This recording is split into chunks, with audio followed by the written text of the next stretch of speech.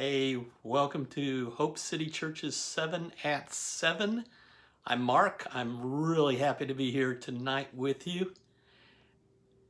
I hope what I say encourages you. This month we have had the series called Get Used to Different. And it talks about how Christians not only are different to the world, but also that we need to think of ourselves as different. And there's various ways that we can do that. So tonight I'm going to talk about what Pastor Dale Culbertson, our founding pastor, he ministered on Sunday. And he talked about the subject, these are those, as in these are those people who, various things. And one of the things that he talked about, one of the points that he made, was in these are those who gave of their substance. Now I know you're thinking right now, oh boy, he's going to be talking about tithing and giving money. No, I'm not talking about that. Although my wife and I, we love tithing. We enjoy, it's a blessing to be able to do that. But I'm really not talking about that. I'm talking about having a heart of giving and how it can make a big difference.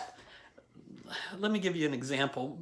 Back when I was in college, some 40 years ago, I was at the University of Evansville and I had a rust bucket of a car. I mean, we're talking, it had windows that you would have to lift up to raise and lower. It had no heat. It had no air conditioning. It had a floorboard that was missing the floor underneath the driver's side. So anytime it would go through the rain and go through a puddle, then water would splash up on my legs. It was that kind of a car. But I really needed it to get to work, to earn funds that I needed to be able to pay for things outside of tuition. So I was in a heap of hurt. I had some real problems, didn't have a whole lot of money at that point. And I had been away from God for about 3 years and really hadn't sought him out. But the day before this occurrence took place, I had given my heart back to the Lord. And when I got up in the morning, in my mailbox, there was a coupon book from Firestone. Now, what had happened was one of my fellow students had bid on the local public TV station's annual auction and had gotten this coupon book, and I think they paid maybe $10 for it. But it had over $200 worth of coupons. It had coupons for an oil change and for work on the engine and work on the wheels and get things rotated and miscellaneous stuff. And she stuck it in my mailbox and she said, hopefully this is useful to you. And it was a small gesture, she probably thought, on her part. But to me, it was life-changing. And it was life-changing because I had just been away from God for as long as I had.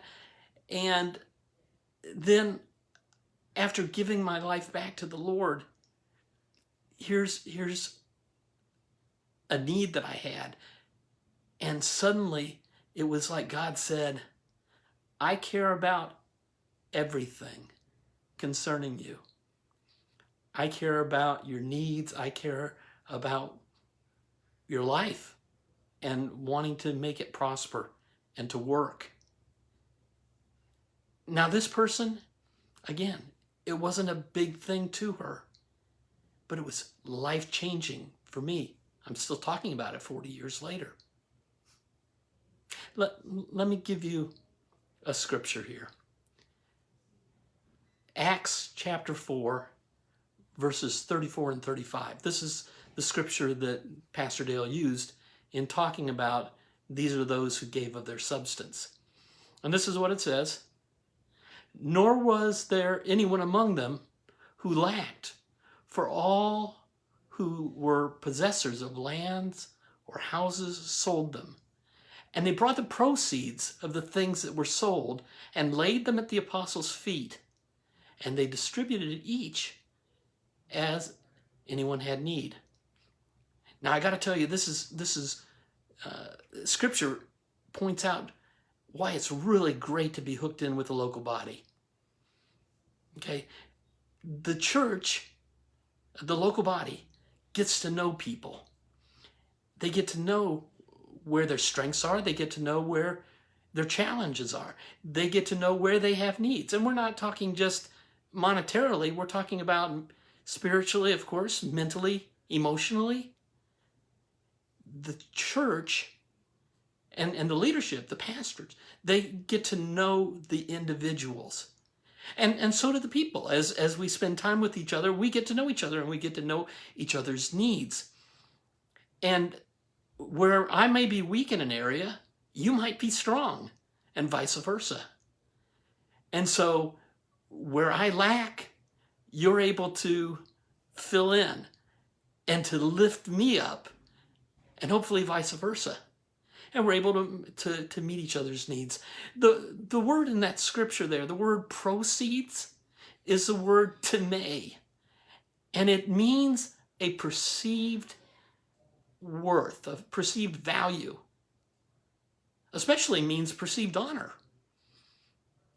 And what has value in one person's eyes may not have a whole lot of value in another person's eyes. What this girl who gave me the coupon book, she may not have realized just how much I valued what was given to her, to me.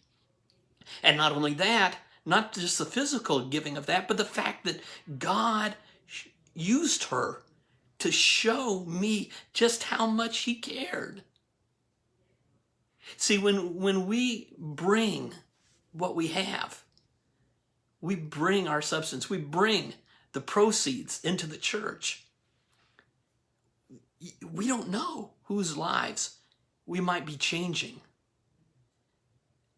forever, because people are given an example of Christ's love through us when we're selfless about what we have. Now, I want to point out one thing that Pastor did mention, because some people use this scripture and they go, oh, well, that means you sell everything and everybody moves into a commune and, everybody shares anything. And hey, I want that, so you got to share with me. No. The lands and the houses that are mentioned, those are extra houses and extra lands that people had. It was out of the abundance that they gave. And because they did that, nobody lacked. That's a lesson that we all can be reminded of. Next time you have the opportunity to give, to meet somebody's need, freely give. Because you've certainly freely received. Jesus paid the price for mankind's sin, and you've received that. Anything we have, we should be able to give. It'll make a world of difference.